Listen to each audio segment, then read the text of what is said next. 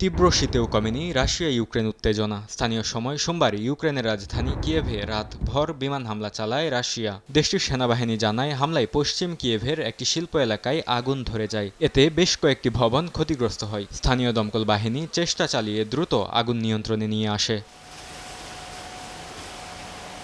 রুশ প্রতিরক্ষা মন্ত্রণালয়ের দাবি, একদিনে ইউক্রেন জুড়ে বেশ কয়েকটি স্থানে হামলা চালিয়েছে রাশিয়া। জ্বালানি কেন্দ্র, পরিবহন অবকাঠামো সহ সেনা ও বিদেশি যোদ্ধাদের অবস্থান লক্ষ্য করে হামলা চালিয়েছে মস্কো। এছাড়া রাশিয়ার আকাশ প্রতিরক্ষা ব্যবস্থা দুটি গাইডেড বোমা প্রতিহত করা সহ ১০০-র বেশি ড্রোন ভূপাতিত করেছে বলে দাবি তাদের। পাশাপাশি ঝুপরিচ-ঝিয়া অঞ্চলের বোলোগরিয়ে বসতি দখলের দাবিও করেছে মস্কো।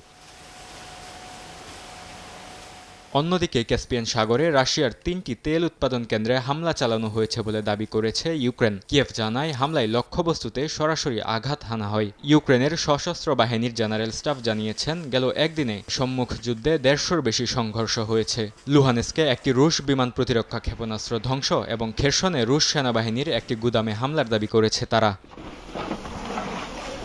এর মধ্যে যুক্তরাষ্ট্রের থেকে নিরাপত্তা সহায়তা আদায়ে কূটনৈতিক তৎপরতা জোরদার করেছে ইউক্রেন। প্রেসিডেন্ট ভলোদিমির জেলেনস্কি জানিয়েছেন, ওয়াশিংটনের সঙ্গে একটি ঐতিহাসিক নিরাপত্তা নথি চূড়ান্তের শেষ পর্যায়ে পৌঁছেছে। একই সঙ্গে যুদ্ধবন্ধে রাশিয়ার অবস্থান স্পষ্ট করার আহ্বান জানিয়েছেন তিনি। চলমান উত্তেজনার মধ্যেই ইউক্রেনকে নতুন করে $৪০০ মিলিয়ন সহায়তা দেওয়ার ঘোষণা দিয়েছে নরওয়ে।